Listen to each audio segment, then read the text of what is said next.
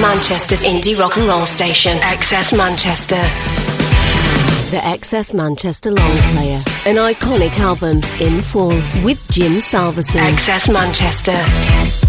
Hello, I'm Jim and welcome to the XS Long Player, a celebration of some of the greatest indie albums of all time. And today it is an album that has celebrated a very special anniversary. Released back in 1997, it is the 25th birthday of Oasis's third album, Be Here Now. An often criticised album, but in my view, an absolutely superb collection of songs that would be held in much higher regard had it not been for the previous two albums which set the bar so high for Oasis.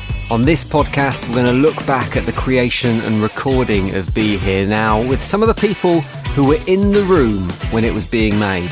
You're going to hear three interviews on this podcast. First, we're going to hear from Brine, who is the long-time Oasis collaborator, the man behind Microdot Studios, and the design genius that came up with the cover art for Be Here Now. You're also going to hear from Nick Brine, who was the engineer on this album alongside producer Owen Morris, so was in the room for every single one of the album sessions. And you're going to hear from Nick Ingham, dubbed the George Martin of Oasis, who had the responsibility for arranging the strings and the brass sections on Be Here Now, of which there are plenty. You're also going to hear the thoughts of James throughout this podcast from the Oasis Podcast, which is the go-to podcast for any Oasis fan, so listen out for his thoughts on Be Here Now as well. In fact, that's who you're going to hear from first, as the XS Long Player celebrates a quarter of a century of Be Here Now.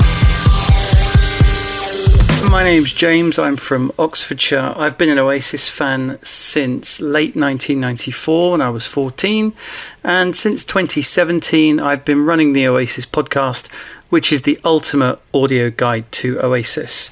Be Here Now is my favourite album, and I think it's generally the favourite album for people that love Oasis. I think Definitely Maybe is the coolest. Morning Glory is probably the best overall, to be fair, but Be Here Now is just so full of passion and exuberance and joy that if you really, really love Oasis, this is your favourite album. How you doing, Brian? I'm very well indeed. Thanks for having me on. Thank you very much for coming on. So we're talking about Be Here Now today, which was undoubtedly an album that came out at the very height of Oasis's fame, and I think it was an album that when you listen to it, you can tell the band they wanted to make a statement with this album. You were obviously responsible for making a statement when it came to how the album would look on shelves in the likes of Our Price, if you remember that. What was the brief that you were given when you were designing the artwork for Be Here Now? I was very rarely actually given a brief by Oasis, other than, you've got to do a sleeve and a certain date to do it by. The way it worked is it would always be Noel Gallagher and me talking about it. He would brief me. Sometimes, most of the time, he'd say, I have no idea what I want on this one. It's up to you, Brian. On other occasions, he would be very specific, like Some Might Say, for example, where it was all the lyrics to the song. But in this case, he just said, get on with it. And the initial idea was actually going to be each band member could choose any location in the world where they wanted to be, and we would fly the band member to that location, photograph them there, and then the sleeve would be a quadrant sort of design, 4 pictures, each band member, and then Liam Gallagher was going to be superimposed in the middle, hovering over all 4 of them. And they came up with some pretty interesting locations. Noel chose, I thought this was interesting, that flat top mountain that's in Close Encounters of the Third Kind? Yeah. Where the aliens land. He wanted to go there. Gwigsy wanted to be on a beach in Barbados, probably smoking weed. And Bonehead came up with the idea of the Rolls Royce in the swimming pool. Now, the reason that didn't go ahead was nothing to do with budget, because they could afford to do whatever they wanted. And to be honest, what we did in the end probably cost more anyway, but it was scrapped, that idea, because we just didn't have time. They were remarkably busy at that time to fly everybody all around the world and then, do that. So that was the initial idea, which then got whittled down to the Rolls Royce in the pool with all the nonsensical objects scattered around, which meant nothing really. Well, you mentioned the cost and the budget involved. When you look at that album cover, it looks expensive. Was it as expensive as it looks? I mean, dumping a Rolls Royce in a swimming pool for a start, that's got to be a pretty hefty cost associated with that. I could be wrong here, but I cannot imagine that there is a more expensive record sleeve ever created, because I think when all was considered, when everything was considered, it cost 75 grand, and that's 25 years ago. Yeah. But not one of the smallest parts of that cost was actually the car itself, because that wasn't a running Rolls Royce. We didn't buy a Rolls Royce and throw it in a swimming pool. That was a scrap one that we hired for £1,000 and gave back. There was no engine in it, and it wasn't running. So it's not like, oh my God, the car must have cost a fortune. It didn't. The car was £1,000. But just the logistics of doing it was what was expensive. Do you remember what the most expensive single part of that set was? Obviously, as a design agency, we got a fee. That was probably it. But then it's not like I got paid a fortune. I got staff. I had offices in London to pay for and all the rest of it. Compared to the amount of work that went into it, they got a bargain. I mean, I often say this. We never put a clock on our designs, and by that what I mean is, if we was given a budget of like £1,000, say, all the other design agencies would have said, say for argument's sake, they were working at £50 an hour. They would allocate 20 hours to that job. We never did that. I just carried on going until I thought the job was finished to the standard that it deserved to be finished to. So it took months. The most difficult thing was finding a swimming pool that somebody was prepared to let us put a Rolls Royce in. That was the difficult bit. And then, we didn't just drive it in. There's a crane involved, and, there's just people are getting paid left, right and centre all the way down the line. I tell you what was one of the big expenses of the sleeve, the bar bill, because that shot, I'm serious about this as well. That shot was, it was taken at the Stocks Hotel in Hertfordshire, which was like a golf resort sort of hotel. And there's obviously a bar in the hotel and a lounge area. And all day long, waitresses were coming out with trays of drinks for anybody who wanted one. And Creation Records just had a tab on and we didn't pay for this, actually. Creation Records had a tab on the bar. Well, I wasn't drinking, obviously, because I was working. But by the evening time, we did some shots in the evening when it had gone dark. Bonehead was so drunk he couldn't actually stand up. All the shots, he was sat down. So that was a massive expense, I guess. Did you have to keep it under wraps, what you were doing? When you were talking to these hotels and looking for locations, did you have to keep the Oasis name out of it? Not least because the Gallaghers had a reputation at this point in their careers for being hellraisers, so people might not have wanted them in their hotel or their location, but because they were big names and it might have got out what you were planning should you have mentioned them in a conversation.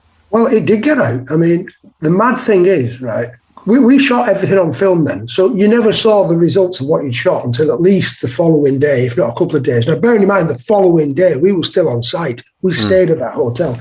I got up for breakfast the following morning. This is no word of a lie, this. I got up for breakfast the following morning, and I'm having breakfast in the hotel, and somebody said to me, yeah, Brine, you might want to look at this. And somebody passed me a copy of the Sun newspaper, and in the centre pages was the photograph of the scene that we'd taken the day before. They'd actually got it out before we had.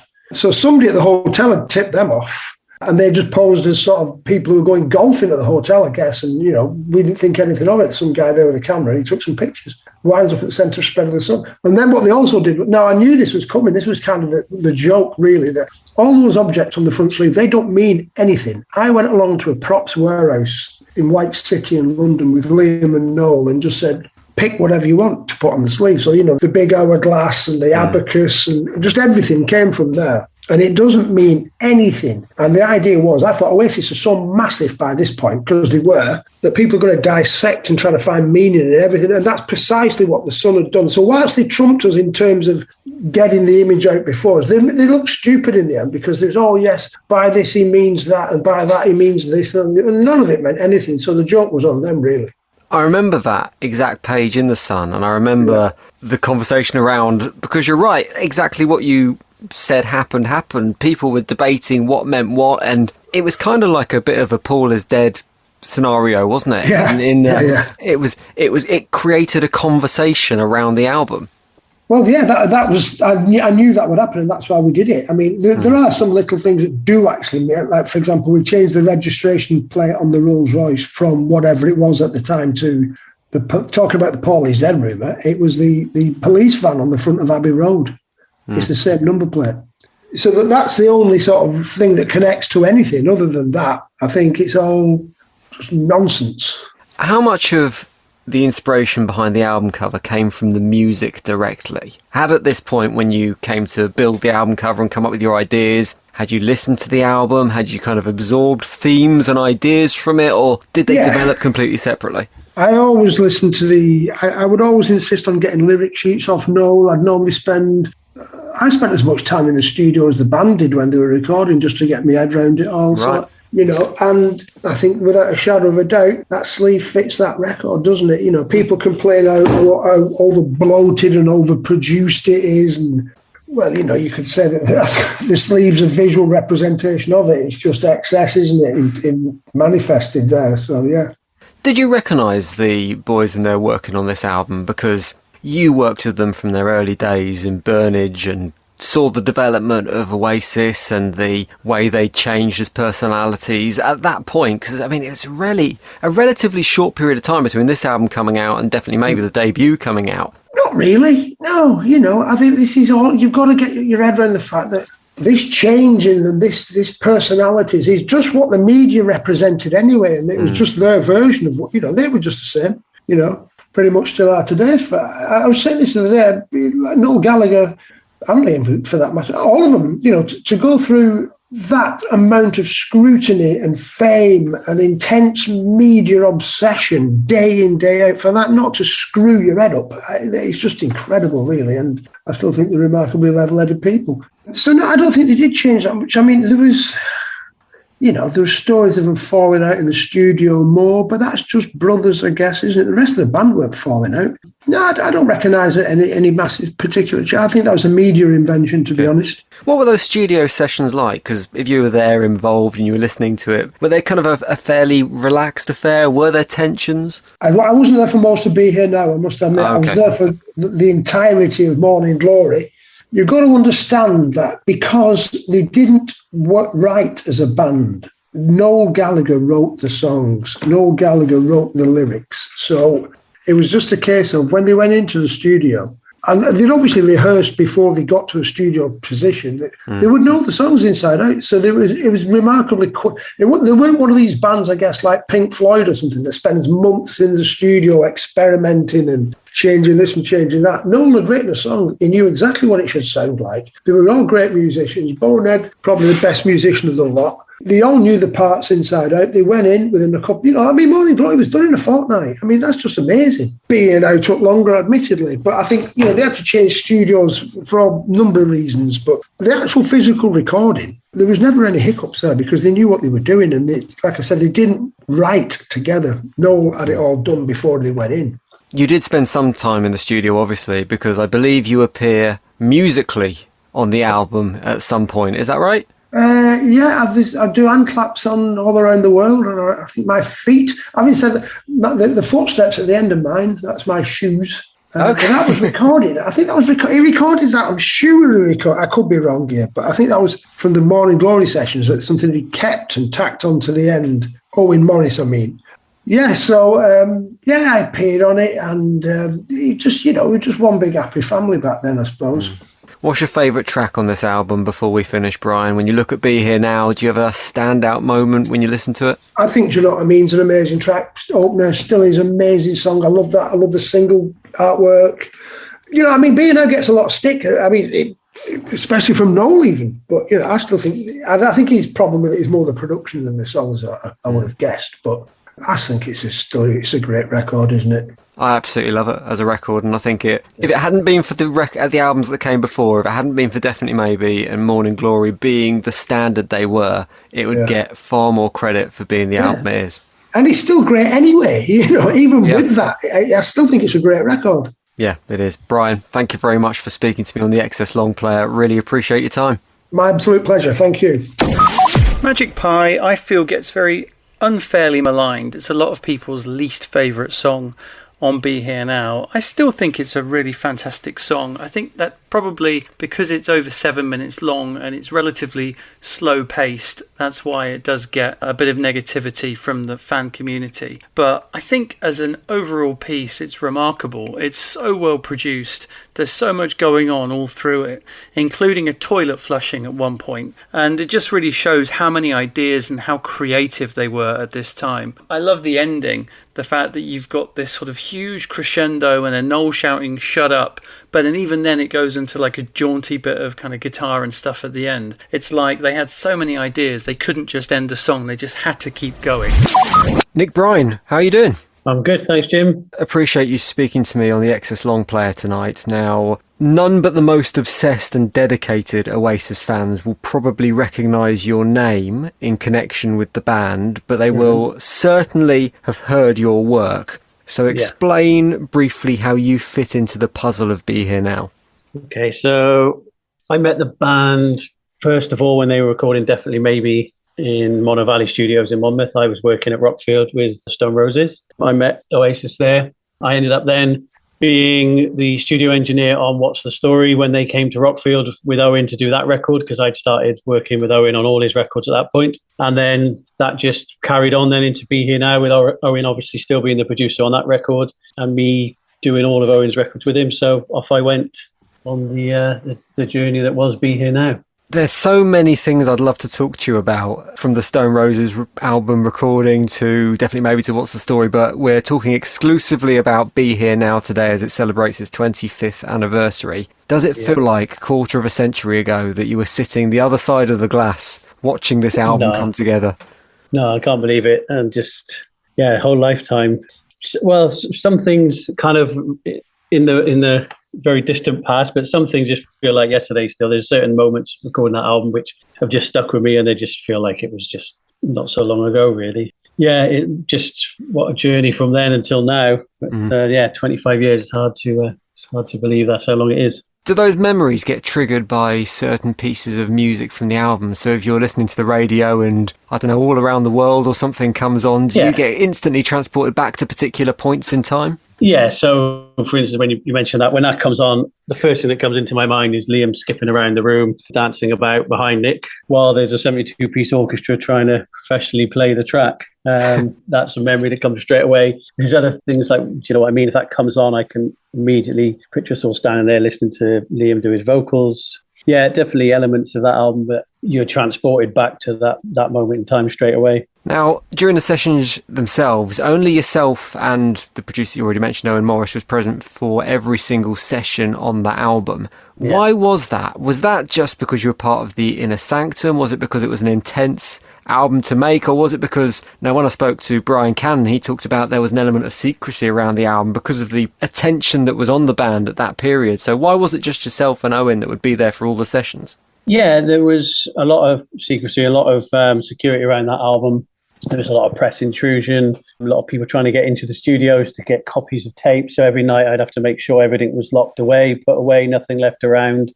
Not really, unless there was the parties, which were regular. Then when it was work time, it was just down to me, Owen, the band. Mark Coyle was obviously there, and Phil Smith was there. So they were pretty much there almost every session. There was just the odd one where it was literally just me and Owen and whoever we were working with from the band. But yeah, it was tight security, lot of things going on, trying to keep it under wraps, trying to keep the press out. Yeah, it was hard work at times. I mean, we'd have the odd assistant in there from the studios, but otherwise it was just me and Owen with the ever-presence, with Mark and Phil being there for the majority of it as well. Now, I understand the demos for the album pre-studio were pretty stripped back completely compared to how the final LP came out, which is this great big wall of sound style production. Yeah. When you and Owen first got your hands on those stripped back demos, could you hear how it was going to end out, or was it kind of a process? Did it just build and build and build as you went on? Well, Owen was involved in those demos, so Owen kind of knew them inside out anyway. And then he played them to a few of us in the studio. We just thought, first thing we thought is, wow, we got another great collection of songs. Some of them we'd heard before, because some of them had a lot earlier on than Be Here Now as well. So we'd heard some of them. But the first time we heard the demos, just thought, wow, these are massive, massive songs again. And then, Owen and those things were going to make a big wall of sound. You know, how many tracks can we get on the tape machine, Nick? And I was like, well, it's 48, so that's not enough. So we went to a digital tape machine because you could get 48. You could link two machines together. Which meant you could get 96 tracks. So we went on to two Sony digital tape machines just so we could get more tracks to fill it with more guitars. And the song wasn't finished until every track had been used up. Was that a deliberate attempt to do something spectacular, something big, to kind of do Oasis's, I don't know, Dark Side of the Moon moment, I guess? Yeah, it was. Yeah, the wall of sound, and like talking about the guitar parts was, rather than just trying to get one great sound, it was like, we'll use this guitar to fill out the bottom end, we'll have this for the kind of hard mids, and then we'll have this for the fuzzy top end. So, and then there was multiple mics as well. So just doing one guitar part could take up 9 tracks. Wow. Just for one guitar part, and then we double track it, and then we put one in the middle as well, so the triple track, and then there was obviously the layers and the other parts. So yeah, it was something that they consciously decided to do before the album. That was the plan, make it as kind of big, kind of in your face, big as we could. You mentioned that some of the songs came from the early sessions from What's the Story? I think there might be a couple that are from the Definitely Maybe sessions. I might be wrong there. When you listen back to that album, can you identify which tunes? Because it's a condensed period of time. It's not like the normal album 3-year break, album 3-year break. It's 3-4 years between Definitely Maybe and Be Here Now coming out? Yeah, it was one after another, wasn't it? It was do an album, go out, tour it, go back in the studio, record another one. So very, amazing, prolific period for them that time. Yeah, I mean, we just remember hearing lots of songs. Some ended up being B-sides on Be Here Now, which I think some of the B-sides of that album, of the singers of that album, are just amazing. I mean, their B-sides, Oasis B-sides in general, are probably the best collection of B-sides you'll ever get from any band. Early songs, especially all around the world, it was like, I'm going to keep this song because we need a 72-piece orchestra. We're not ready for the 72-piece orchestra, and What's the Story? So that's for album 3 when we're in Abbey Road, or wherever. We actually did it in Ayr in the end. But that's for album 3 when we can get the massive orchestra, we can get so-and-so to be on it. So yeah, there was conscious decisions made about that needs to be a massive tune with this massive orchestra, therefore we can't do it at Rockfield. For that album, that'll be album 3. There's a few he had quite early on. You mentioned those songs left over, isn't it? Yeah, bands would kill for that, wouldn't they? Most bands. Yeah. I would save that one for album 3 when you're still on album 1. You mentioned Abbey Road then, and obviously the sessions for this album started off at Abbey Road, but then they travelled between various different studios and locations. Yeah. Why did the switch happen? Because obviously Abbey Road is significant studio space, particularly for Oasis and their love of the Beatles, etc., etc. So why did you end up moving away from that space? Well, obviously, they'd done Rockfield because of the Roses thing. That was their ambition, that one. They'd done Definitely Maybe at Monte Valley. Then the Roses had been in Rockfield, so they wanted to go there. And then for the third album, the big album with the bigger budget, was to go to Abbey Road, because obviously the Beatles connection, big open room for the big drum sounds. And we did spend a couple of weeks there. We got pretty good results on some things and others not so. And there was just a few things that were going on, and the press intrusion was pretty full on at that point and got a bit much. We just thought about getting out of London. So off we went to Ridge Farm in Surrey, a bit more secluded, residential studio, so everyone didn't have to travel and have the hassle of kind of being constantly chased or harassed by the paparazzi and whoever was waiting outside the studio. So we moved from there. And then we were there for quite a while, good few weeks. And then back to London when we'd finished all the backing tracks for overdubs. But again, we had to keep moving studios just because of the press intrusion and kind of the constant worry of things getting leaked and tapes going missing and things like that. So we tried a few different studios. I mean, we went back and forth to Ayr quite a bit after that. But I think we went to Master Rock in Kilburn as well. So yeah, lots of different studios.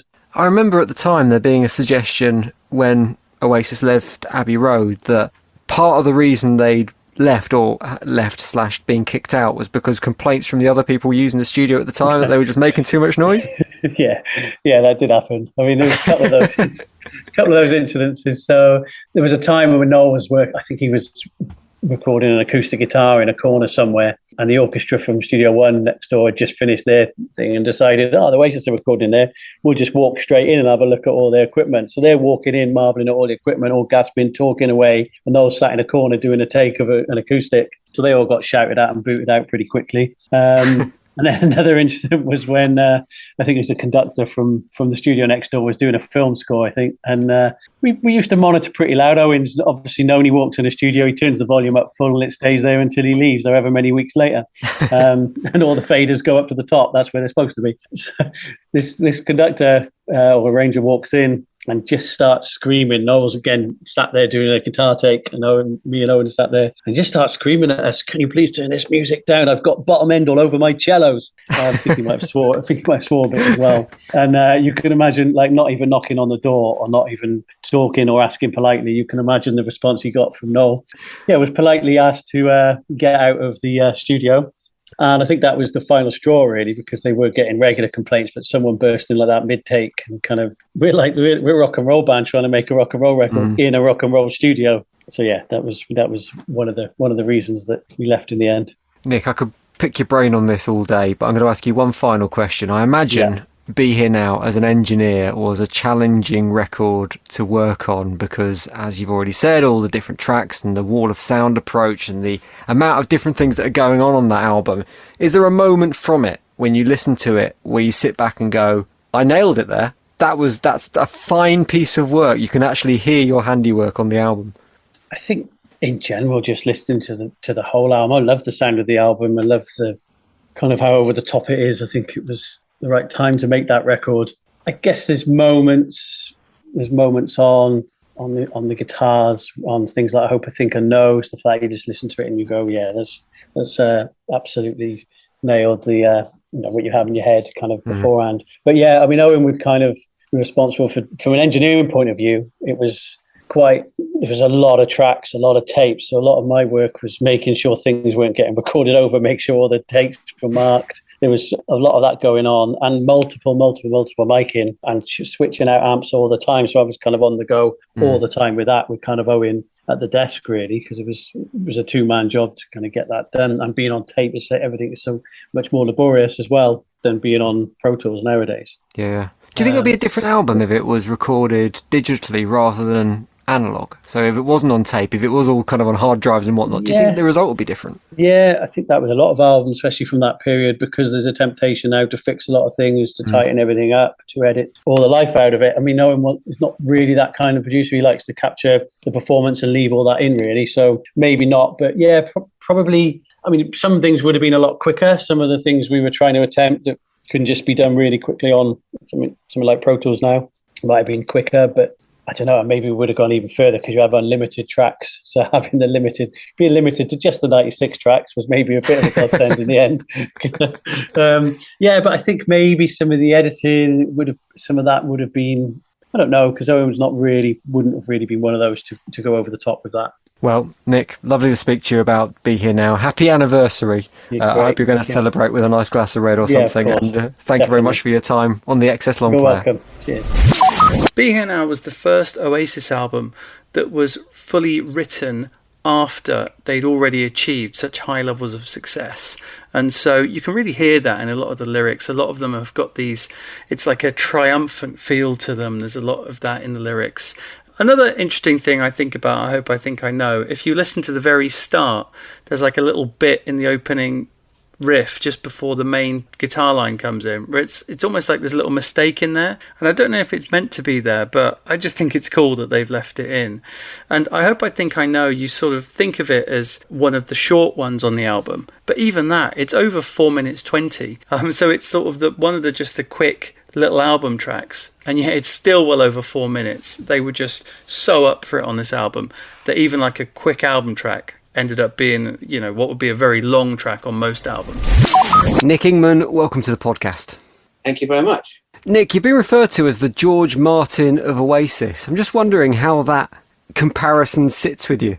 Very badly. I wouldn't dare to equate myself with George Martin. No, I know the reference because I did the strings on a lot of the Oasis tracks, and George Martin did a lot of ditto with the Beatles, but that's where the similarity ends. Well, I can certainly hear the influences are similar in the records from my point of view. We're focusing on Be Here Now today for this conversation, but you're a man who's been involved with Oasis on a fair few records previous to that, not least the Master Plan and the iconic Strings in Whatever. That's a record that's got your thumbprints all over it. Yeah. But when Noel Gallagher came to you, or the creation team came to you and told you about the plans for Be Here Now, where it wasn't going to be a few strings here and there, it wasn't going to be a brass section on something like Round Our Way, it was going to be all singing, all dancing, big orchestra, big production. What was your reaction to hearing that news?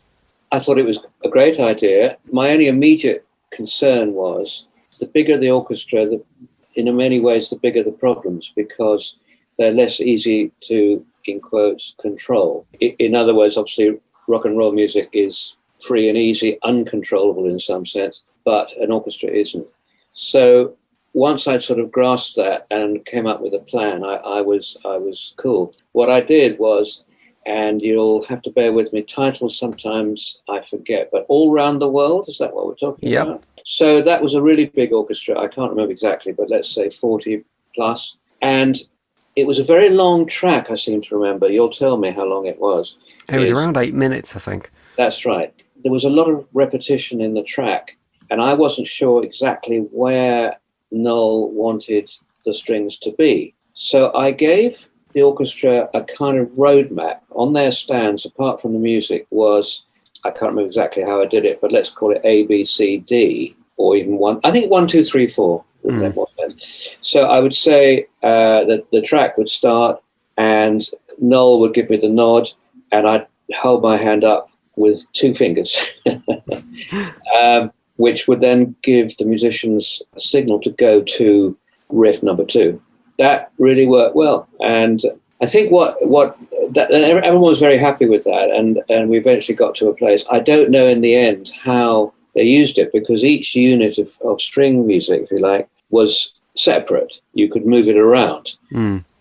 It's cut and paste. You could move it to a different song, different part of the song. So not sure how that worked, but certainly on the day it worked. I always remember we had a brass section, we had trumpets, and I think it was who said, can't we have a bark trumpet? The bark trumpet's like the one in Penny Lane, very high classical instrument, beautiful sound, and maybe that's what inspired it. Anyway, the trumpet players didn't have that because they only bring their regular trumpets. They'd have to be told to bring the B-flat piccolo. So I remember there was a kind of hiatus at the end of the session where we waited for the trumpet player to send a taxi, or get his wife, I think, to send a taxi back to air with the B-flat piccolo trumpet, which was then used. Whether, again, I don't know whether it ended up on the track, but it was certainly played.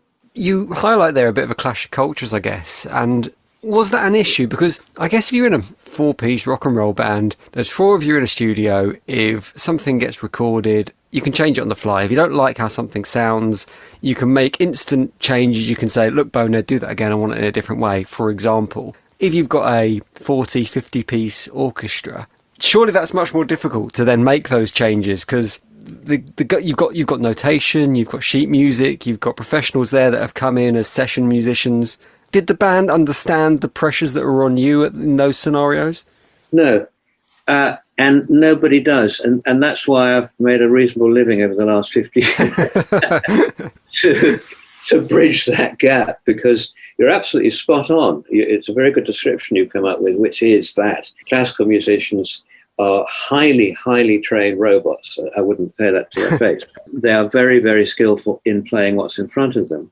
They're not at all adaptable to improvisation or changing things on the fly. So you're absolutely right. There is a clash there. And I've spent many years dealing with that. So if the star, the band, suddenly say it's X, Y, and Z and not A, B, C, then it's my job to dictate that to the orchestra. And most of the time it works. Sometimes it's a disaster because what the artist is asking for is suddenly so far away from what we've got in front of us that it's impossible. That very, very rarely happens. Funnily enough, one time it almost happened was with Oasis, and they had sent me a track, can you put strings on it? And so I did. And I turned up at the studio a few days later with the score and parts, and they were playing a song on the multi-track. And I said, oh, what's that? And they said, oh, that's the song. I said, no, it isn't. It was almost unrecognizable from what they had originally sent me.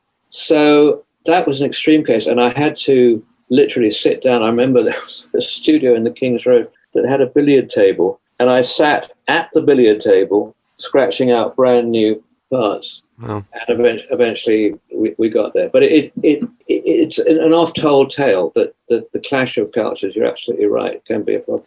You talk about the clash of musical cultures there. What about the clash of more traditional cultures, I guess? Because here you've got a band who were, at the time, flying very high in the world of music. They were living life to the excess. I've heard stories about around the recording sessions of various substances being banded around, as there was through the entirety of Oasis careers. Whereas then you've got musicians more used to playing in far more refined situations in opera houses and in theatres and whatnot. Was there any friction that was generated between those two cultures coming together as well? It's a very pertinent question. I have to be a bit careful. I don't want to be sued for libel, but you're right. There were a lot of stuff going on with let's call them the artists. I do remember very vividly, but I'm not going to tell you about it. Fair enough.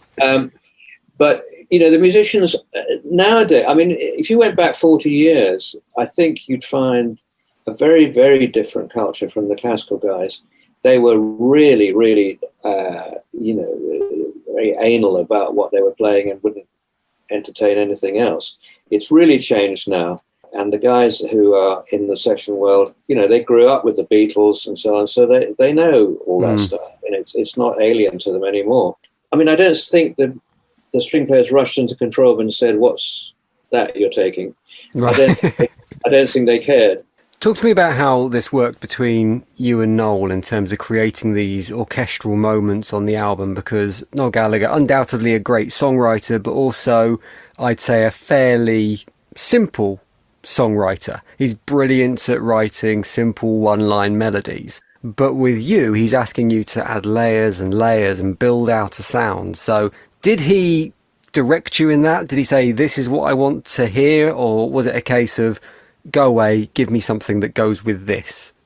So you're absolutely right. He is the master hook maker, and that is such a rare talent. Very few people have that ability to produce an instant sing-along, easy-to-remember hook. Much derided, by critics, but it's actually incredibly hard to do. So yes, you're right.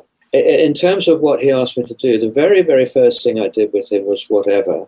And I remember the management called me up through various contacts, and would I meet this guy who wasn't at that time big news. I mean, I didn't really know much about them. So Noel walked in and sat down and played. Firstly, he played the song, which is fine, and I recorded that. But then he was very specific. He played the opening riff, which you'll know, I'm sure. And he was very clear that that's what he wanted. So in that sense, he was absolutely on it. Having said that, that was it in terms of input. That was the intro, and the rest was kind of up to me. What I did know, though, was that he was a huge Beatles fan, and I remember a bit later going to his house, which was full of Beatles memorabilia. I took that, if you like, interest and took a stage further. I did things on that track which were stylistically a lot like the George Martin tracks, specifically things like I'm a Walrus and so on. So Strawberry Fields, which obviously Noel had not mentioned, but I just knew that was the moment to do it. No, but to answer your question, he directed somewhat. By the time you got to Be Here Now, was it still that level of input, or had you kind of almost earned their trust, for want of a better phrase, where they just would let you get on with what you thought worked? Yes, exactly. I think by that time we built up a trust. I mean, Whatever was a massive hit, so I think he then trusted me to do whatever I want. I mean, there was occasional, can you do it like this? But most of the time it was left up to me. You mentioned the Beatles thing, which is obviously something that is filtered through all of Oasis's work. And I think in particular on Be Here Now, it comes to the front in lyrics and in music videos even, and in the strings and the brass that's used, particularly on, I'd say, All Around the World has got some big kind of influences from the Beatles in there. Was that conscious in your inspiration when creating the strings and brass sections for this? Were you making conscious references to other songs in the Beatles' back catalogue? Yes, generically. I don't think I specifically said, let's get that riff off such and such a song. But as I just mentioned, there's one device that George Martin uses a lot with the Beatles, which If this is too music anorak stuff, stop me. But he does a thing where if the track is going along and ding, ding, ding, ding, ding, ding, ding, whatever it is, he deliberately has the strings playing in triplets against it. So it's ding, ding, ding, ding, da, da, da, da, da, da, da. So it's 3 against 4. And it's really effective. I don't know where he got it from, but I certainly pinched it. So, yes, generically, I certainly referenced the Beatles, but not specific songs, apart from maybe 1 or 2 riffs. Before I let you go, Nick, I want to talk about maybe if there's one outstanding moment from those recording sessions for you, one particular memory. When I spoke to Nick Brine before, he said one of his memories was actually of you trying to conduct the orchestra for All Around the World with Liam Gallagher dancing around the recording studio, waving his arms about all over the place and trying to put you off. So I'm wondering whether you've got a similar or maybe a different memory of the making of that album. Well, I can give you 2, actually, but I certainly remember that one. So back to whatever, we went into a little studio. It was a string quartet, 4 players, and the ritual, as I'm sure you know, is you play the song, you play the chart with the song, and then you start recording for real. So we did a run through, which I didn't know was being recorded, and I think in the middle of it, a music stand fell over, or somebody said, "Oh fuck, I've made a wrong note," or something like that. Anyway, so there was sort of, it was an interrupted performance, put it that way. Anyway, so at the end of that, I said to Noel, "Right, well, let's start doing it." He said, "Why?" I said, "Well, it was full of stuff. It was full of noise and mistakes." He said, I can't do his accent, but he said, "See you in the pub." And that is the version. I mean, if you're, wanted to put your binoculars on it, there's stuff in there that shouldn't have been. Wow. And the other quick story then is the same song. We did it in a video studio because Noel wanted a video of the song with the string players visible. So we all turned up at this film studio, and the guys, came along with the parts and their instruments. We did 3 or 4 takes, and Noel said, "It's too straight. It's too middle class, too bourgeois, whatever." Anyway, he disappeared, and an hour or so later, several crates of beer appeared, and basically he got them pissed, and they were absolutely off their heads. And if you look at the video, I think somebody's lying on the floor, and somebody's dancing around. I mean, it was mayhem. I didn't drink because I thought I better stay straight here because, God knows what's going to happen. But the guys completely lost it, and that was exactly what Noel wanted. He wanted a kind of chaotic thing, I guess, to unsanitize the classical music thing. Do you think you learned from that experience? Do you think there's anything you took away from that? The idea that it doesn't need to be perfect, that you can have little imperfections and moments within it? Not really. Okay. Fair enough. My OCD and anal, is too strong. If there's a wrong note, I need to change it. But what I do get is the vibe. I get the rock and roll vibe very much so. And he was, the king of the rock and roll. He and his brother were king of the rock and roll vibe. So bless him. Nick, thank you very much for your time. Really have enjoyed speaking to you about Oasis and Be Here Now. Lovely. Thank you very much. The Excess Manchester Long Player, an iconic album in full with Jim Salveson. Excess Manchester. I have no doubt after listening to all that you want to go and get stuck into the album, listen to it all the way through, and I strongly recommend it. Thank you very much to Nick, James and Brine for their time on today's Excess Long Player. Celebrating Oasis Be Here Now. If Oasis is your band, if you love them as much as I do listen back to the Definitely Maybe episode of this podcast where I speak to Alan McGee, boss of Creation Records, about the inception and recording of Oasis's debut album.